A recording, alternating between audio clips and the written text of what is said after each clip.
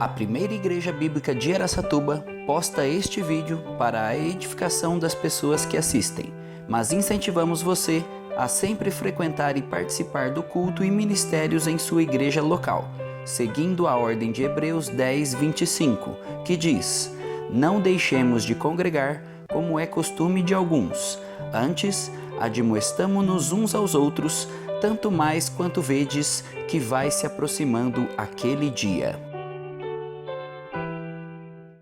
Então a gente passou por aí. O Evangelho nos influencia a temermos a Deus. Olhamos para os textos de Provérbios, olhamos para o texto de Coríntios, olhamos para o texto de Jeremias. O Evangelho tem que nos influenciar a temermos a Deus. Passamos por aqui, o Evangelho nos influencia para sermos modelo.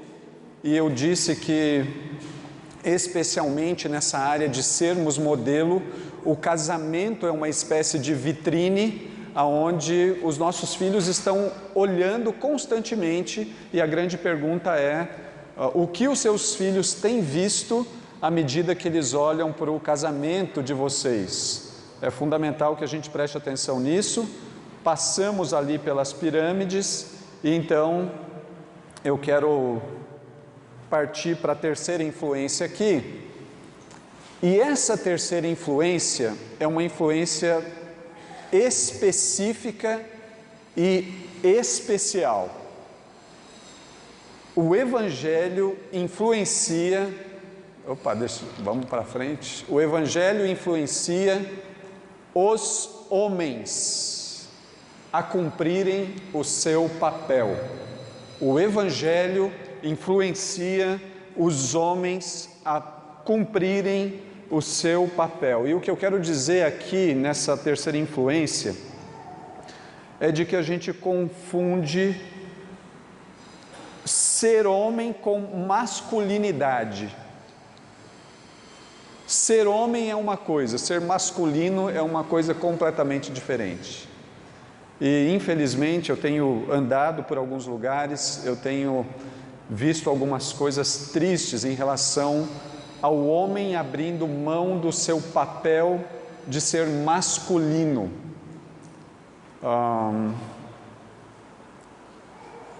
É razoavelmente grande o número de meninos pequenos afeminados.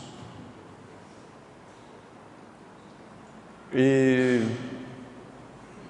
algum tempo atrás eu conversei com um pai sobre isso. O ambiente de escola a gente vê muito isso. E uma pessoa chegou em mim e falou assim: "Ô pastor Denis, você já reparou naquele menino?" Eu falei assim: já reparei. E o que a gente vai fazer? Assim, o que você acha que deveria ser feito? Honestamente eu não sei. Eu disse: "Não, você sabe, mas é que o que precisa fazer, você como coordenador, você como professor, você como orientador, você não está afim de fazer, mas você sabe o que tem que fazer, não sabe?" "Sei, pastor." "O que tem que fazer?" "Tem que chamar o pai dele." É verdade. Mas o que a gente fala para o pai desse menino quando ele estiver aqui na nossa frente? O que a gente fala para esse pai, gente? O que a gente fala para esse pai? A gente tem que falar para ele: você tem que ensinar o seu filho a ser masculino, porque homem ele já é. Agora você tem que ensinar ele a ser masculino.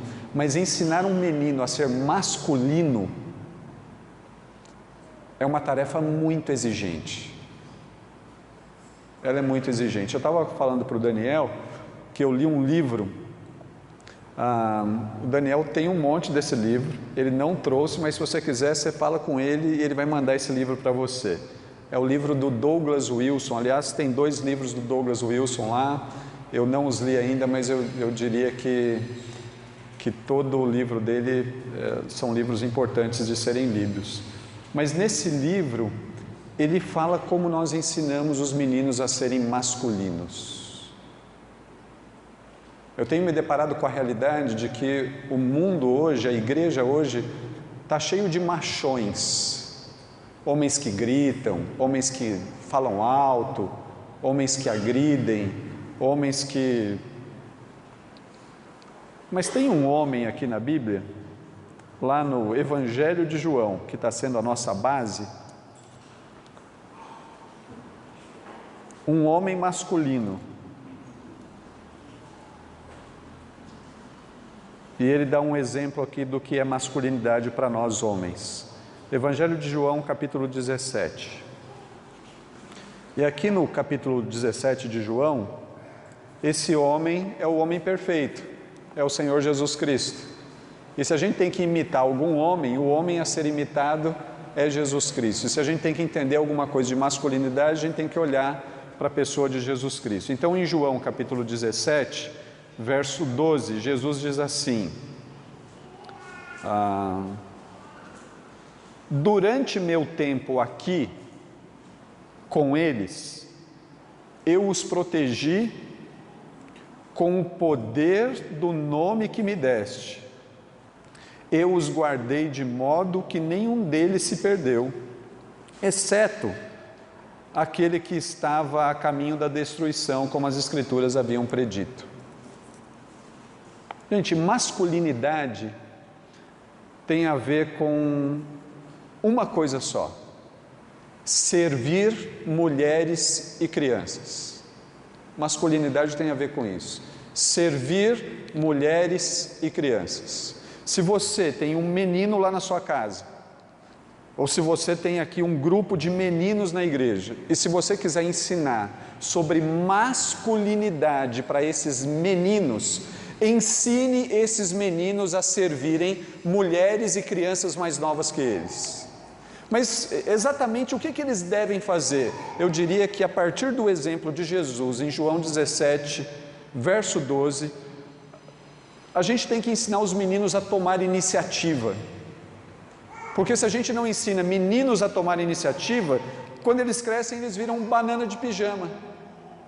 Eles ficam esperando que todo mundo faça coisas para ele. Não, tome a iniciativa. Está vendo que tem alguém precisando de ajuda? Não espere ser chamado, vá servir. Não foi isso que Jesus fez? Foi ou não foi, gente? Jesus fez isso? Fez ou não? E quando que ele fez isso? Quando que Jesus fez isso? Quando que Jesus tomou a iniciativa?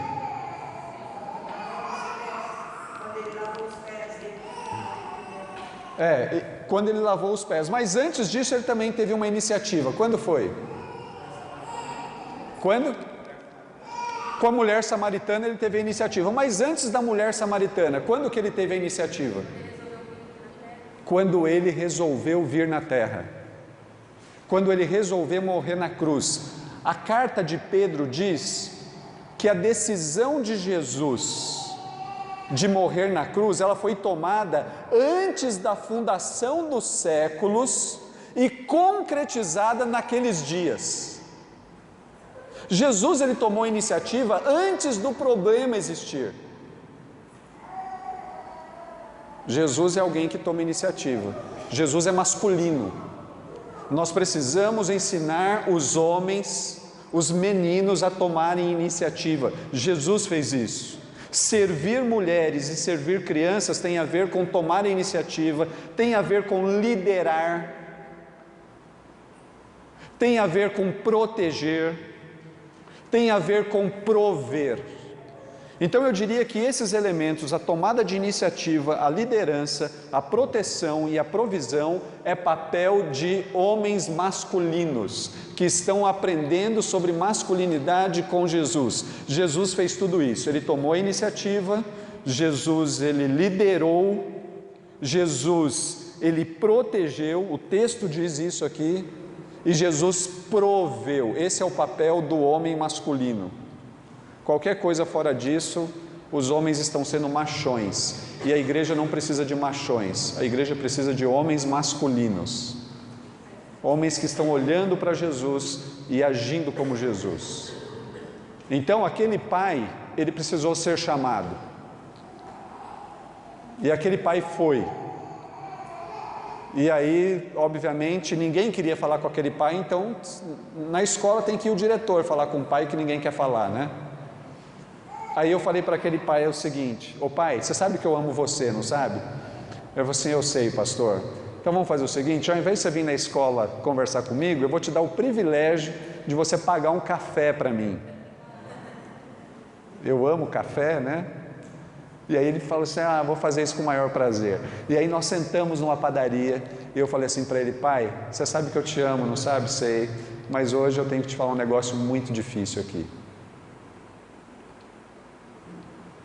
Que tem a ver com seu filho. E ele falou assim para mim, eu acho que eu já sei o que é. E eu falei para ele, o seu filho tem traços de feminino.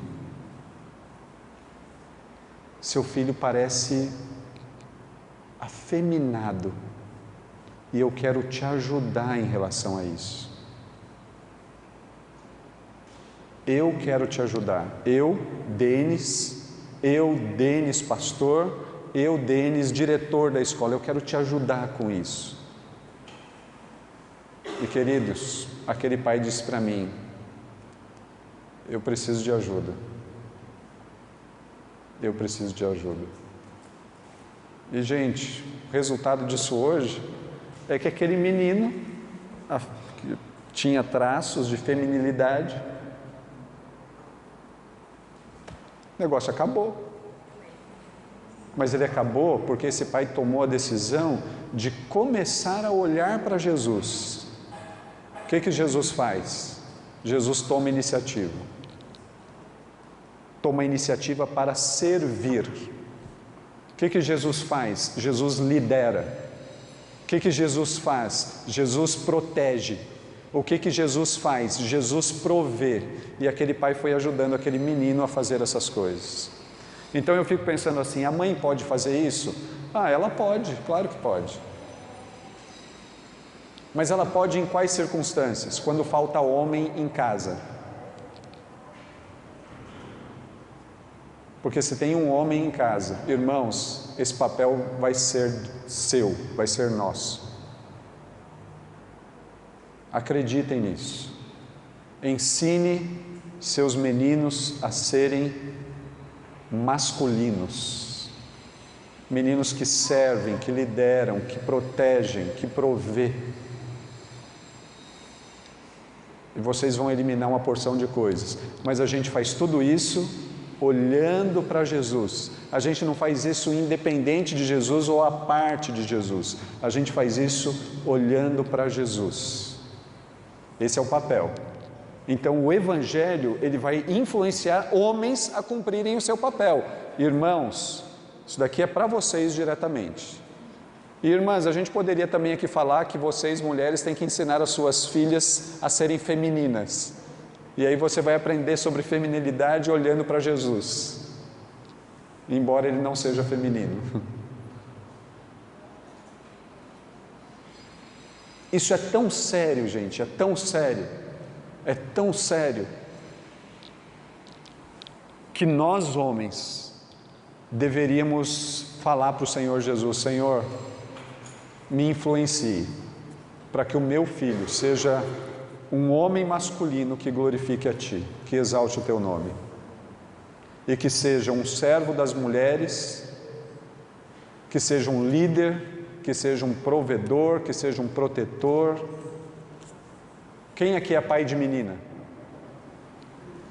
Que tipo de homem você quer para sua filha? Eu não quero nenhum, obviamente. Mas eu sei que talvez isso seja inevitável. Mas eu quero muito que a minha filha se case com um homem que aprendeu a ser homem masculino com Jesus. Porque aí ela vai ter em casa um líder, um provedor, ela vai ter um protetor, ela vai ter um servo dentro de casa. E isso vai fazer diferença para a vida toda dela, dos meus netos, dos meus bisnetos, dos meus tataranetos. Mas tudo começa com isso. Tudo começa com isso. Quarta influência. O Evangelho nos influencia a disciplinarmos nossos filhos. Hoje tem uma onda aí, gente, de que criança não pode ser disciplinada. E eu tenho muito medo dessa onda, e tenho medo dessa onda porque essa onda é perigosa. Quando eu tinha talvez 9 anos de idade, era um menino de rua, ficava na rua o dia inteiro. E com essa idade eu resolvi fazer uma tatuagem. E o meu pai me pegou fazendo isso. E o meu pai me bateu na frente de todo mundo no meio da rua, literalmente no meio da rua, com um chicote nordestino. Mas ele me bateu tanto, que eu fico imaginando, se fosse nos dias de hoje, ele iria preso, certamente ele iria preso. Mas ele me bateu para valer. Eu lembro que eu não conseguia sentar.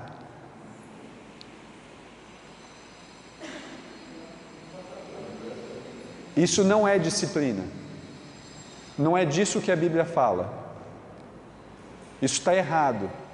Mas aquilo que meu pai fez comigo lá no meio da rua, para todos os vizinhos verem, para todos os meus amigos verem, eu sou muito grato por isso hoje. Doeu lá na época, mas eu sou muito grato, porque todos os meus amigos que estavam tentando fazer a tatuagem junto comigo, a maioria deles já morreram.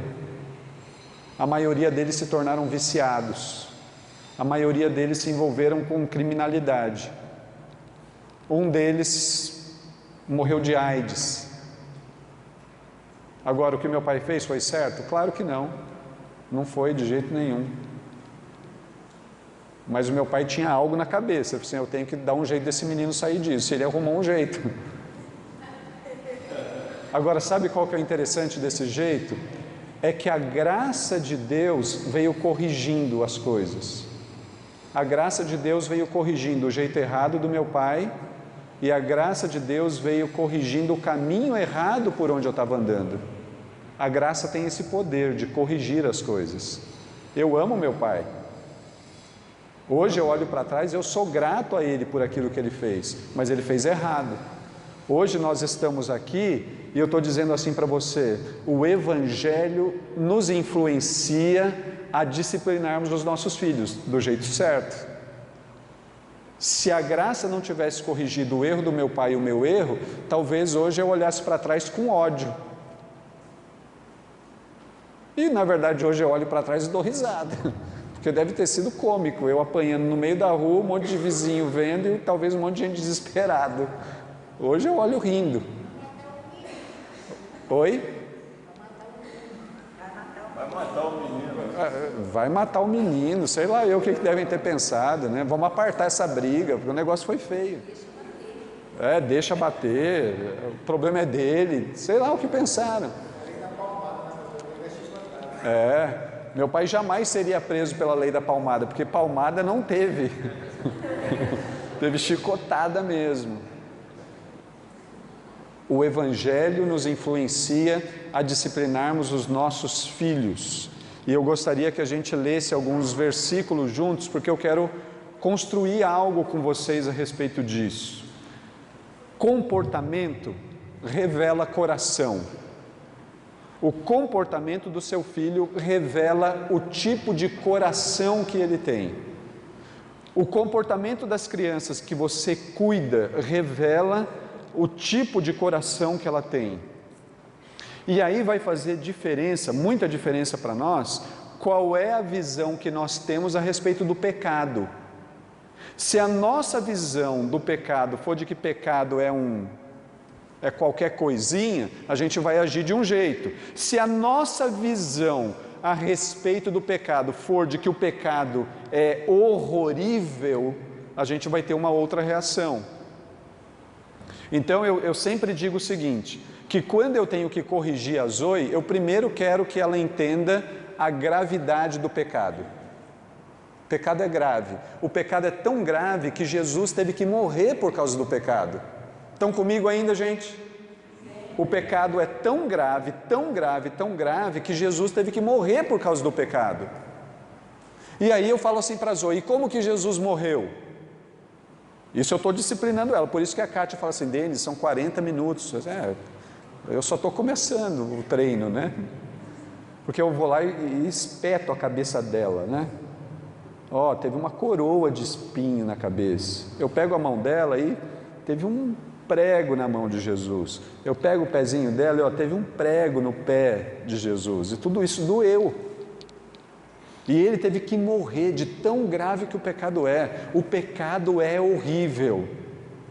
Então a visão que nós temos do pecado vai determinar a ação que nós teremos. Se a nossa visão do pecado é de que pecado é uma questão de só menos, a gente nem vai ligar, a gente vai até dar risadinha, olha que legalzinho que ela faz, que ele faz.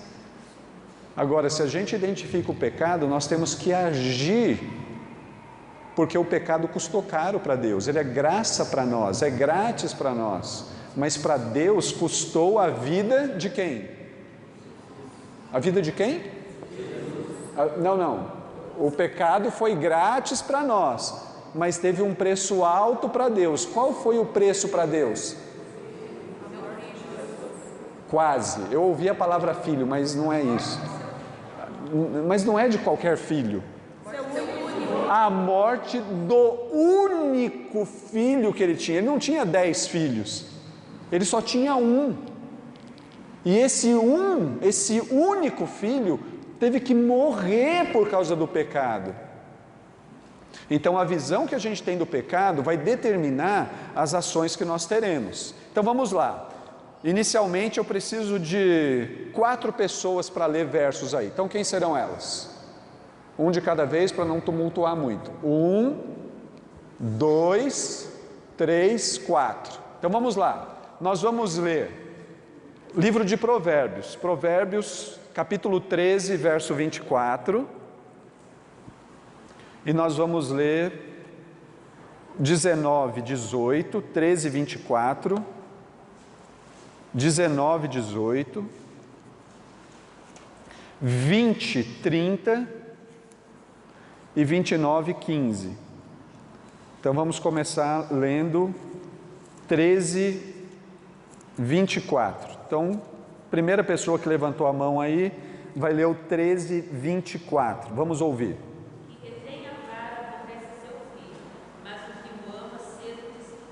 Agora eu vou ler aqui na versão que eu estou usando. Quem não corrige os filhos, mostra que não os ama. Quem não corrige os seus filhos, mostra que não os ama. Quem ama os filhos se preocupa em discipliná-los. Olha como esse negócio é sério. 19 e 18. Castiga teu filho enquanto há esperança, mas não te excedas a ponto de matá-lo. Meu pai pulou essa parte aqui. Mas a graça foi tão boa que ele não conseguiu me matar. 19 e 18. Discipline seus filhos enquanto há esperança. Do contrário, você destruirá a vida deles. Agora, olha aquele bebezinho ali, gente. Que coisa mais linda. A Bíblia está falando que a gente tem que disciplinar uma criança linda dessa. Ele entendeu, ele já sacou que... Como pode? Agora a gente tem que tomar a seguinte decisão. Quantos aqui de nós cremos que Deus é bom? Eu vou olhar para ver se todo mundo crê nisso mesmo. Todos nós cremos que Deus é bom? Segunda pergunta. Todos nós cremos que Deus é um Pai bom? Como é que um pai bom iria dar uma ordem dessa? Como é que pode ter uma onda de crentes que duvidam disso? Você está duvidando da bondade de Deus? Você sabe que tem uma pessoa que duvidou da bondade de Deus logo no início das coisas, né? Lembram quem foi? Começa com E e termina com Vá. Eva, isso mesmo. Ela foi a primeira pessoa que duvidou da bondade de Deus. Ela acreditou quando o diabo disse para ela: olha, Eva, você pode comer dessa fruta aqui, porque essa fruta vai te abrir os olhos para coisas que Deus não está deixando você ver. E Eva duvida então da bondade do Deus Criador de todas as coisas. E aí ela coloca a gente numa grande enrascada. Agora, esse Deus que vem ao nosso encontro, Ele está dizendo de coisas como essa: discipline o seu filho. Se você não disciplinar, ele vai morrer. Se você não disciplinar, você vai destruir a vida dele. Agora, não se exceda a ponto de matá-lo. Ele é um Deus bom. Mas vamos continuar construindo ainda. 20:30.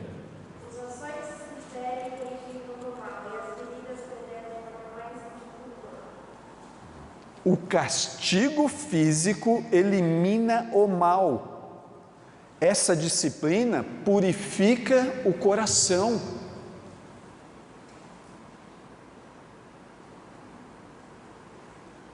É um Deus bom que está falando isso. 29:15. A vara e a disciplina dão sabedoria, mas a criança entregue a si mesmo, vem envergonhar a sua mãe. 29:15. A criança que é corrigida se torna sábio, mas o filho indisciplinado envergonha sua mãe. Aí a gente poderia sair daqui e falar assim: então agora daqui para frente eu vou corrigir meu filho todos os dias porque eu amo ele e eu quero muito que ele não morra, eu quero muito que ele seja uma criança feliz. E aí você vai sair daqui e vai passar pelas ruas procurando a melhor varinha que possa ter na rua. Eu tinha um amigo, gente, que a mãe dele arrumou vara de maçã para bater nele, porque ela é flexível. Aí a vara de maçã, esse meu amigo quebrou ela, escondeu ela, jogou fora. A mãe arrumou uma vara de marmelo. Essa mãe sabia tudo de vara, gente, especialista em vara. Mas eu quero que vocês entendam o seguinte: quando o texto bíblico está falando sobre disciplina, e quando ele está falando sobre a vara, pessoal, de tudo que eu falei aqui, você tem que prestar atenção nisso agora. Manda o sono embora, dá uma despertada e presta atenção nisso. Vara não é mágica. Tem pai que usa a vara e fala assim: já fiz a minha parte. Nenhuma vara é mágica. Não existe vara mágica. Não existe varinha de condão para correção de filhos. A vara, ela precisa estar associada à disciplina. E por favor, gente, mantenha atenção, olhem para mim. Castigo físico não é a essência da disciplina. Tem que ter, é indiscutível, mas o castigo físico não é a essência da disciplina. A essência da disciplina é o toque no coração, é a admoestação. Então a gente tem que falar assim: agora eu estou utilizando a vara. Se você utilizar a vara do jeito errado, você vai fazer o que o meu pai fez comigo. O meu pai me deu um monte de açoitada no meio da rua e me jogou dentro de um quarto. E o que resolveu? Por conta das chicotadas não resolveu nada, por conta da graça resolveu um monte de coisas. Tem pai que está usando a vara e agora eu vou descansar.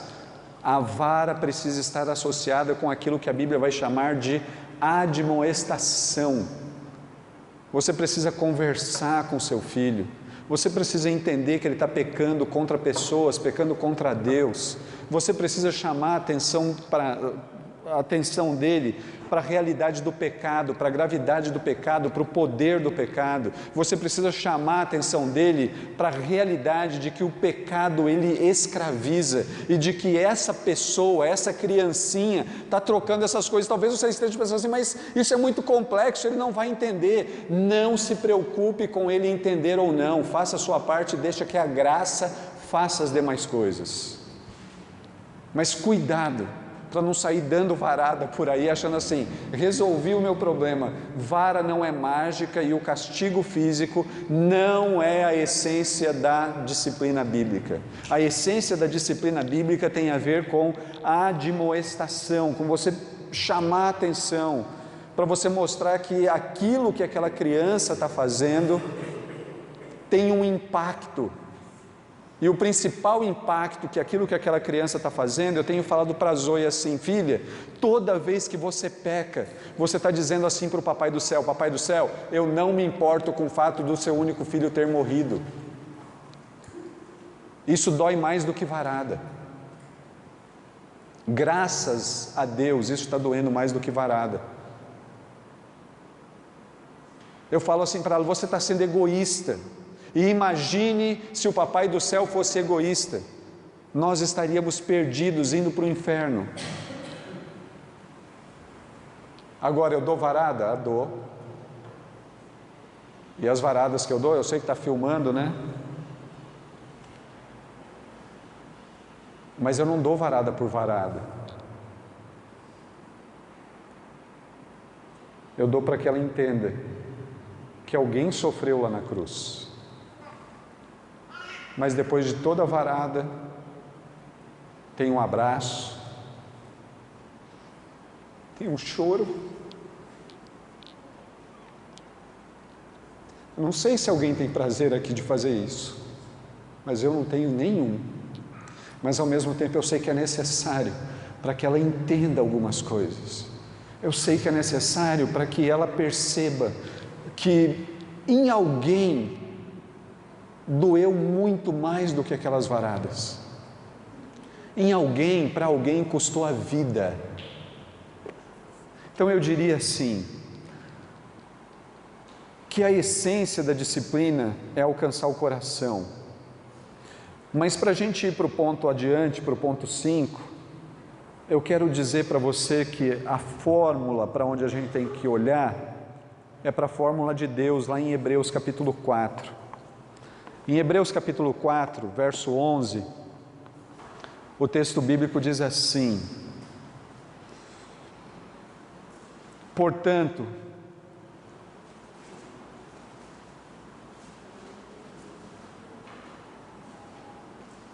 perdi aqui.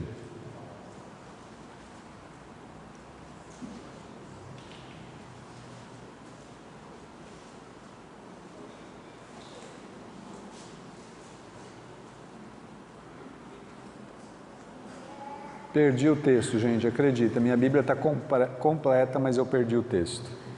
Vai ficar para uma próxima. Mas o texto que está na minha cabeça aqui é de Deus dizendo que Ele disciplina todo filho que Ele ama. E porque Ele ama, Ele disciplina. Mas Deus não disciplina de qualquer jeito, Ele disciplina. 12:6. Vamos ler juntos aí o Hebreus 12:6.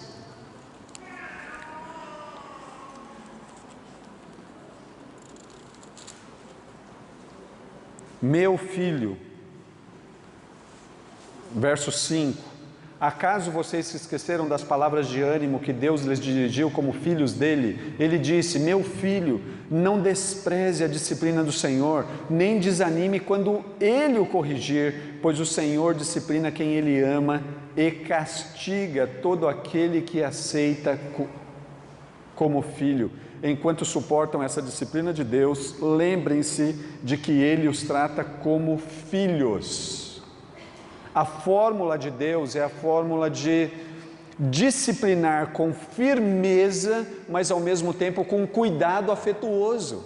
Se a gente olhar para a história de Israel no Antigo Testamento, é a história de disciplina firme com afeto. Essa é a fórmula, e quando nós olhamos para essa fórmula, nós precisamos entender o seguinte: quando você corrige o seu filho fisicamente, você está infligindo uma dor sobre eles. Agora, essa dor é muito menor do que dores maiores lá no futuro. Mas a gente tem que fazer isso com sabedoria, nós precisamos fazer isso com cuidado, e eu quero dizer para você o seguinte: Quando você for corrigir o seu filho, faça isso com coerência e firmeza. Faça isso com coerência e firmeza. Faça isso como um ato de amor. Eu tenho que dizer constantemente para a Zoe: filha, eu vou te corrigir porque eu amo o Papai do Céu. E eu vou corrigir você porque Ele manda eu fazer isso. E Ele manda eu fazer isso para que você seja sábia.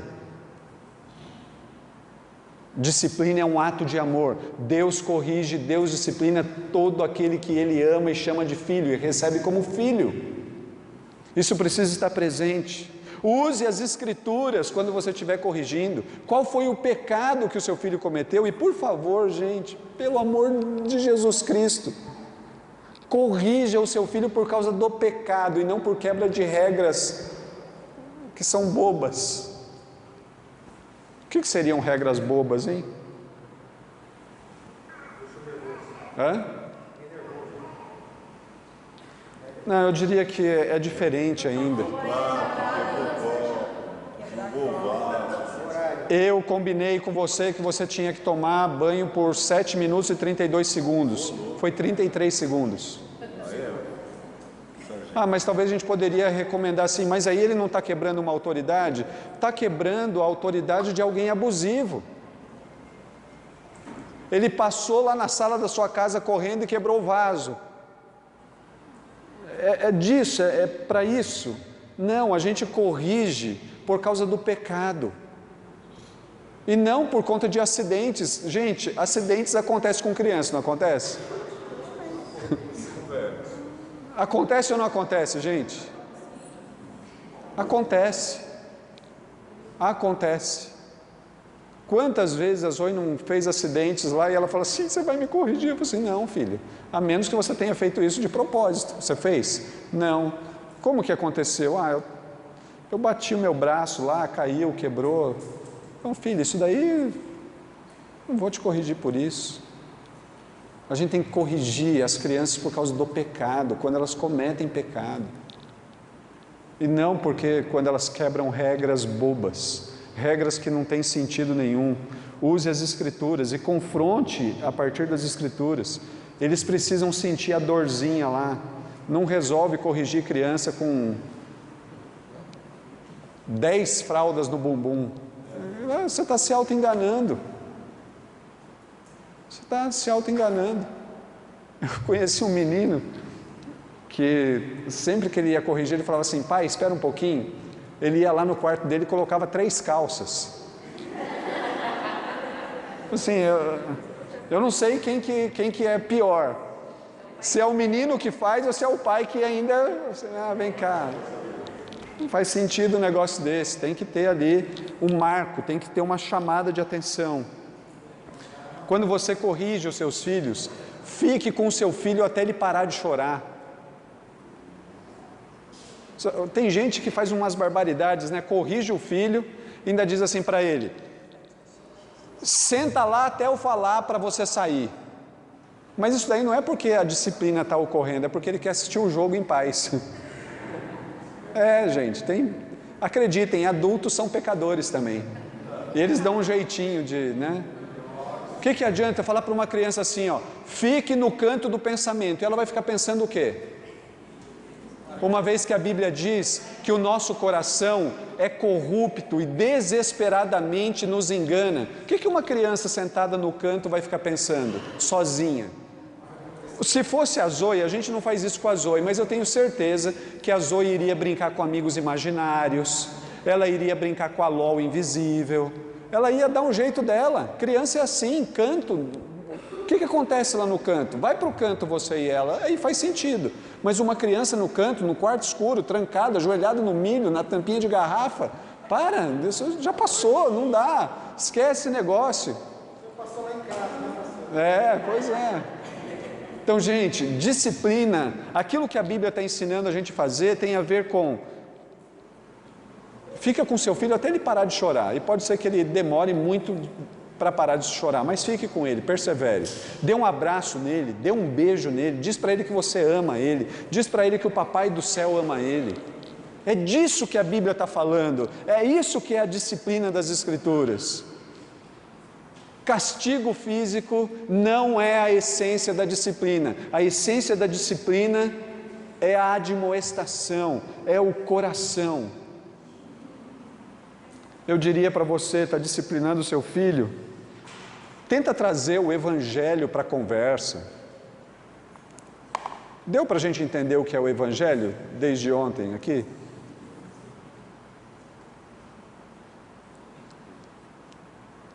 Peça para o seu filho confessar o pecado dele e pedir perdão para o Senhor. E, gente, eu fiz isso quinta-feira, voltando da escola para casa. Filha, o que a gente tem que fazer? Pedir perdão. Para quem? Para o Papai do Céu. Então, filha, vamos fazer isso agora. Só que tem um desdobramento. Segunda-feira na escola, você tem que pedir perdão para a Miss também. E aí sabe quem que vai com ela para pedir perdão? Tem que ser eu. Tem que ser a Kátia. Quando a gente deixa a Zoe na escola, a Miss passa a ser a autoridade. A Miss passa a nos representar. A gente tem que ir juntos. O nosso filho, as nossas crianças precisam estar seguras. Eu faço questão de dizer para a Zoe, filha, você pode fazer a pior coisa do mundo, mas eu vou continuar sendo seu pai. Eu vou continuar te amando e cada vez mais. Eu quero que ela esteja segura. Mesmo que eu a discipline, eu quero que ela esteja segura. Eu quero que ela esteja completamente segura. Então, cuidado, gente. Cuidado e, por favor, não coloque na minha conta. Eu fui lá na OANS, na conferência, e o pastor falou que é para dar umas varadas. Não falei nada disso.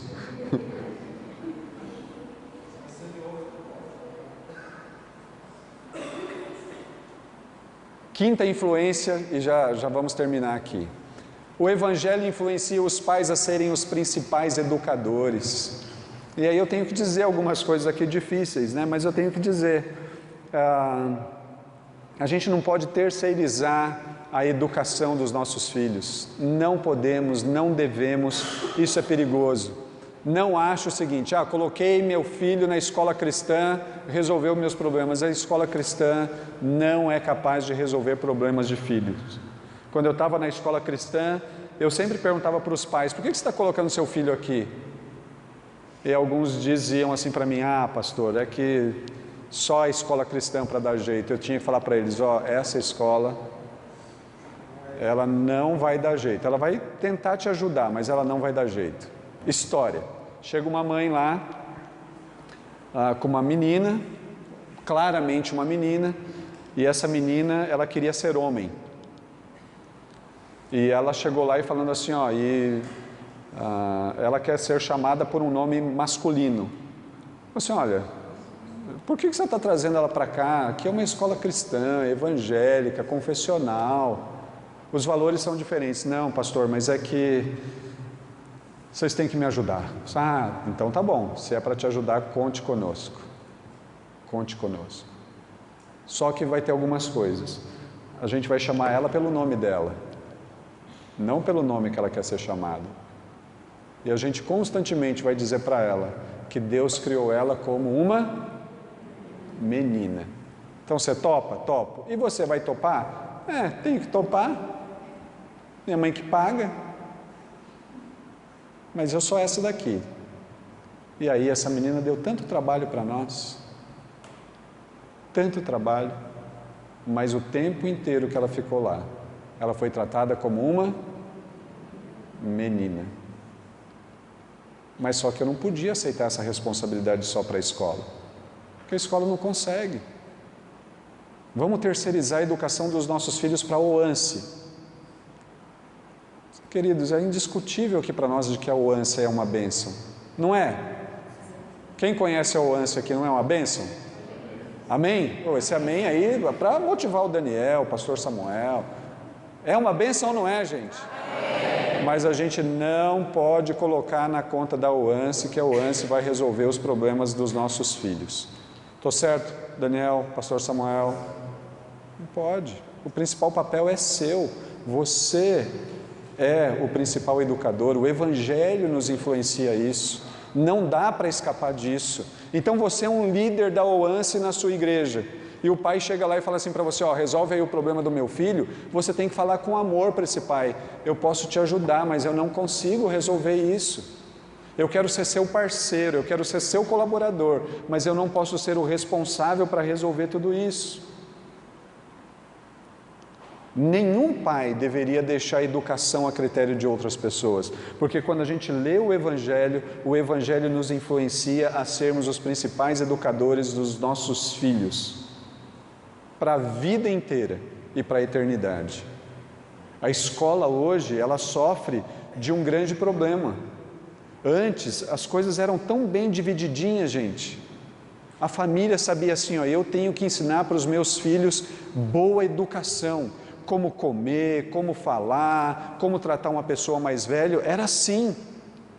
Antes, a escola, ela tinha o papel de apenas transmitir conhecimento, e a igreja tinha o papel de simplesmente ensinar valores.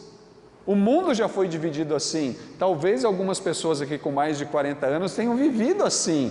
Na casa acontece uma coisa, na igreja acontece uma coisa e na escola acontece uma outra coisa. A grande questão é: a família não quer mais cumprir o seu papel, a escola ficou superlotada e as igrejas estão dizendo o quê? Não é meu papel também. Então, querido, se você participa de uma igreja que tem um ministério infantil, se você tem OANCE na sua igreja, louve a Deus por isso, porque tem um monte de igreja que não quer cooperar com a família, um monte de igrejas, e você talvez tenha o privilégio de ter tudo isso aqui, na sua igreja, mas acredite, nem a igreja e nem a escola é o responsável número 1 pelas crianças. O responsável número 1 pelas crianças são os pais, as famílias. Sexta influência: o Evangelho influencia os pais a amarem de verdade com verdadeiro amor. É uma frase redundante intencionalmente aí, tá? Amarem de verdade com verdadeiro amor. Tem muito pai que está confundindo afeto com amor. Afeto é uma coisa e o amor bíblico é outra completamente diferente. Quando eu falo de amar de verdade, amar com verdadeiro amor, eu estou pensando no padrão Efésios 5:25. Qual é o padrão Efésios 5:25? Sem ler, tem que ser sem ler aí. Qual é o padrão Efésios 5:25? Como Cristo amou a igreja. Sabe como que Cristo amou a igreja? Se sacrificando por ela. Nós precisamos encarar isso de verdade. Já que é para amar meu filho, eu vou amar a partir do padrão Efésios 5:25, como Cristo amou a igreja e se entregou por ela. Esse amor é diferente de afeição. Esse amor exige sacrifício, e sacrifício tem a ver com atenção. Você está dando atenção para o seu filho, você está olhando no olho dele, você, quando está com seu filho, tem contato. Gente, se eu chego perto da Zoe, a Zoe empolera em mim. Ela quer subir, ela quer me escalar, e eu amo todo esse negócio. Eu amo todo dia à noite pegar ela no colo, já está ficando meio pesado, mas eu amo pegar ela no colo e levar ela no colo até a cama dela e dar beijo nela. Eu amo fazer cosquinha nela. Eu amo agarrar ela. E eu fico pensando assim, essa menina vai ter um problema tão grande quando for adolescente, porque eu vou continuar fazendo as mesmas coisas. Ela que se cuide, porque ela vai ver. Tem que ter contato. Não sei porquê. O pai de adolescente vai se distanciando do adolescente. Não, é que o meu filho é muito chato. Você é o pai. Se ele acha que você é chato, o problema é dele. Agarra ele, beija ele. tira a coberta dele, entra debaixo da coberta com ele. O problema é dele se ele achar que você é chato, mas faça isso. Esse contato é fundamental, é importante. Eu sei que os adolescentes que estão ouvindo assim, ai meu Deus, a hora que meu pai chegar em casa, o adolescente vai querer fugir de casa essa noite. Mas é fundamental que isso aconteça. O contato é importante. É importante, pais, o encorajamento. Você tem encorajado seus filhos? A Zoe me mostra, ela me mostra os desenhos dela. E tem uns negócios assim que eu não entendo, mas eu digo para ela, filha, você é uma verdadeira artista. Você é demais. E é mesmo, gente. Que ela combina as cores, ela faz umas formas. Eu acho lindo. E eu vou guardando tudo. Tem uma caixa lá que eu vou colocando essas coisas. Agora tem pai que fala, o que é isso? Vai fazer direito. Estava conversando com o Américo hoje sobre lição de casa. O Américo estava me contando da experiência. Fazer lição de casa com a Zoe, eu amo. Eu amo ensinar. Mas tem tempo de contato ali, tem tempo de estar junto, de encorajar. Outro dia ela falou assim para mim, papai, eu sou burra. Eu falei assim, não é. Quem te falou isso? Não, olha aqui, eu não sei fazer. Nós estamos naquela fase do caderninho de caligrafia. Alguém sabe o que é isso? Letras cursivas. E aí eu falei assim para ela, filha, presta atenção no papai. Prestem atenção em mim, que isso foi profundo que eu disse para ela sobre caligrafia e letras cursivas. Filha, letras são desenhos. Letras são desenhos. E aí eu vou lá fazer o A e eu faço um desenho.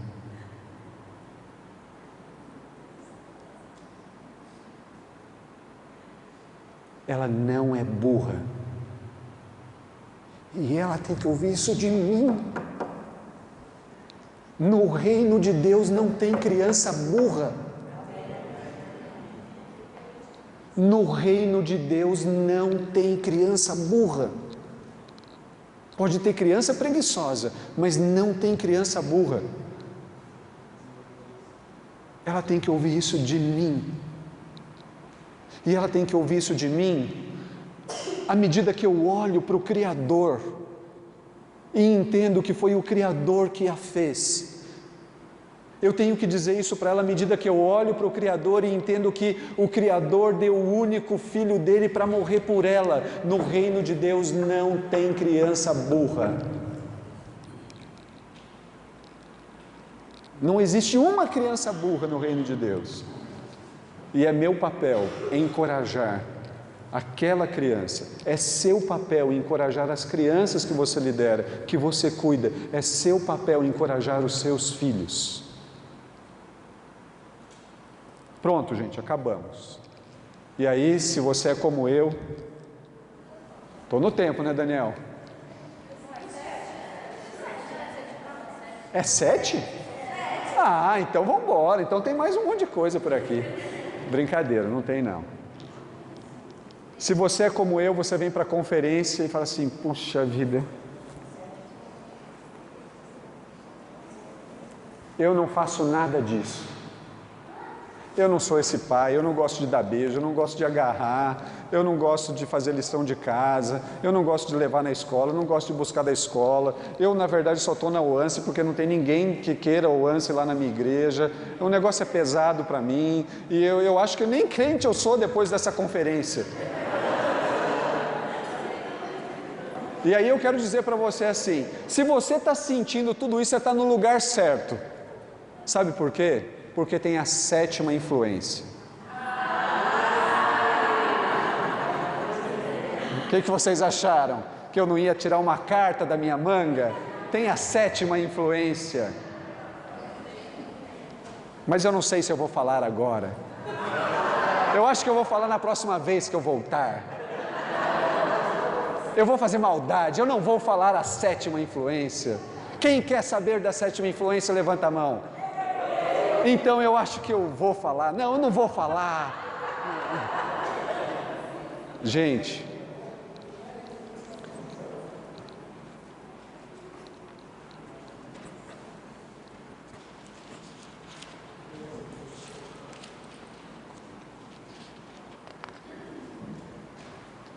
a sétima influência para pessoas fracassadas.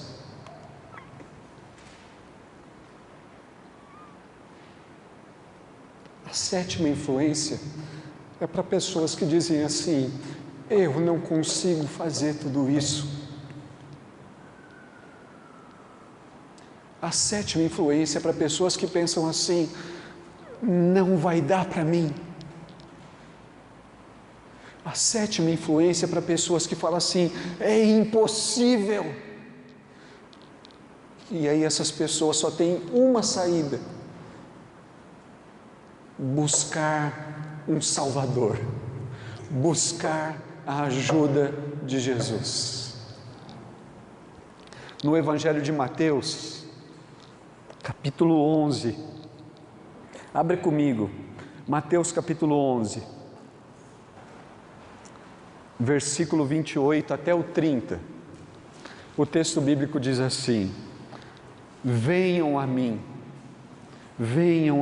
todos vocês que estão cansados e sobrecarregados, e eu lhes darei descanso. Venham a mim, vocês pais que estão fazendo, mas o resultado não chega. Venham a mim. Venham a mim, vocês que já fizeram um monte de coisas, mas não está dando certo. Venham a mim, vocês que estão sobrecarregados porque tem que fazer isso, tem que fazer aquilo, tem que cuidar daquele outro, tem o marido, tem o filho, tem o outro filho, tem mais aquilo, tem o pai, tem a mãe, tem o trabalho. Venham a mim, vocês que estão sobrecarregados, e eu lhes darei descanso. Tomem sobre vocês o meu jugo, deixem que eu lhes ensine, pois sou manso e humilde de coração, e encontrarão descanso para a alma de vocês. Meu jugo é fácil de carregar, e o fardo que eu lhes dou é leve.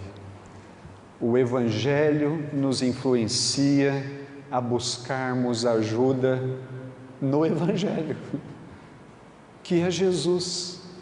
Venham a mim. O Evangelho, ele é apresentado para nós como lugar de refúgio. Venham a mim. O Evangelho é apresentado para nós que somos fracassados ao criar os filhos. Venham a mim. O Evangelho é apresentado para quem está desesperado: eu não sei mais o que fazer com aquele monte de criança. Venham a mim, permaneçam em mim. O Evangelho é apresentado para aqueles que estão perdidos no meio. O Evangelho é apresentado para aqueles que se sentem perdedores. Venham a mim, permaneçam em mim. O Evangelho é apresentado para nós como aquela fonte de retornem para a cruz. Você passou pela cruz e está indo embora. Não, você tem que ficar ao redor da cruz, rodando na cruz. Você precisa estar ao redor dela, porque é lá na cruz que nós alcançamos misericórdia, é na cruz que nós alcançamos perdão, é na cruz que nós experimentamos de esperança. Amém? Então talvez ontem e hoje você esteja se sentindo aí o pior pai do universo, pior mãe que existe, pior líder da OANSE que a OANSE poderia ter. Que bom, porque aí você só tem um lugar para voltar, e esse lugar é a cruz de Cristo. Esse lugar é o Evangelho. Então eu quero convidar você a fazer isso agora. Quero convidar você a abaixar sua cabeça, e eu queria que você tivesse o seu tempo de falar com o Senhor.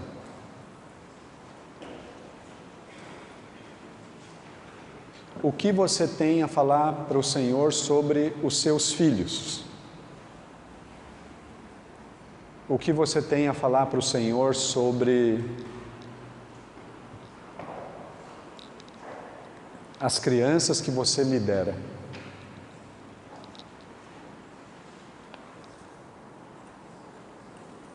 Tem o que morde, tem o mal educado, tem aquele que não para, tem tanta criança que você lidera no ministério, na igreja. O que você tem a falar para o Senhor sobre essas crianças? O que você tem a falar para o Senhor sobre os seus filhos? O que você tem para falar para o Senhor sobre você?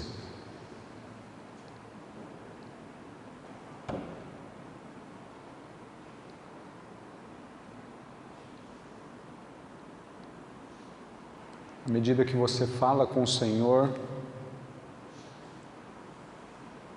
talvez você pudesse dar um primeiro passo nessa conferência. Talvez você pudesse dar o passo de dizer para o Senhor: Senhor, eu quero apenas que o Senhor me use para fazer diferença na vida dos meus filhos, das crianças com quem eu estou trabalhando. Talvez você trabalhe diretamente ou indiretamente, mas talvez você tenha que assumir algum compromisso. E eu diria que o compromisso mais importante, especial, é o compromisso de anunciar o Evangelho, primeiramente para você mesmo e depois para as crianças. Mas pode ser que essa conferência está falando com você sobre outras coisas. E talvez você esteja refletindo sobre elas agora e considerando algumas coisas e talvez tomando até decisão a respeito dessas coisas. E se isso está acontecendo com você, eu quero orar por você. Eu gostaria de pedir para você que está falando com o Senhor, está assumindo algum compromisso, queria convidar você a ficar de pé, mas somente se você está entendendo algo, se algo está fazendo diferença para você. Eu quero orar por você, então você pode ficar em pé e eu quero orar por você.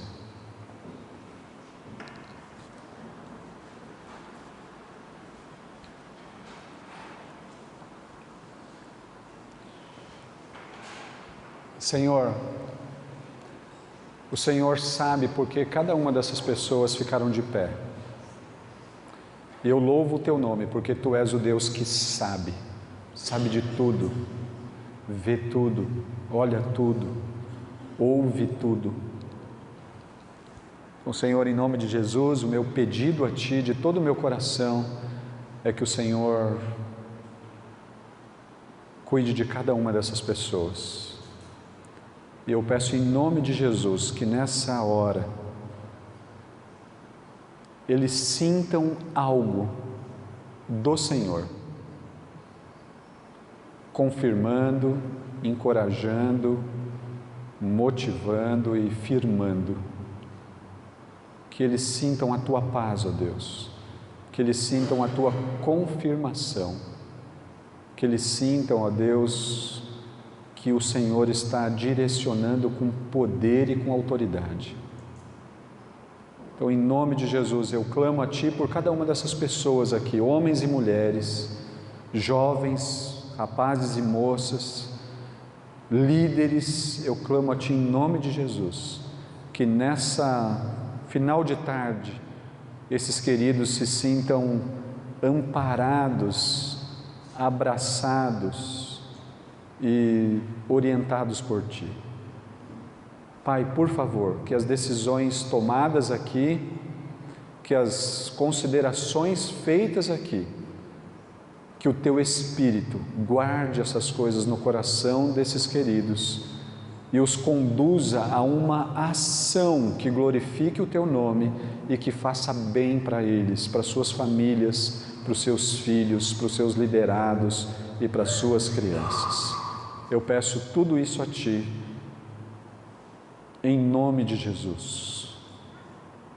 o nosso Salvador, o nosso Senhor, Jesus, o único que é digno de toda a honra, de toda a glória e de todo louvor. Eu peço tudo isso em nome de Jesus. Amém, amém e amém.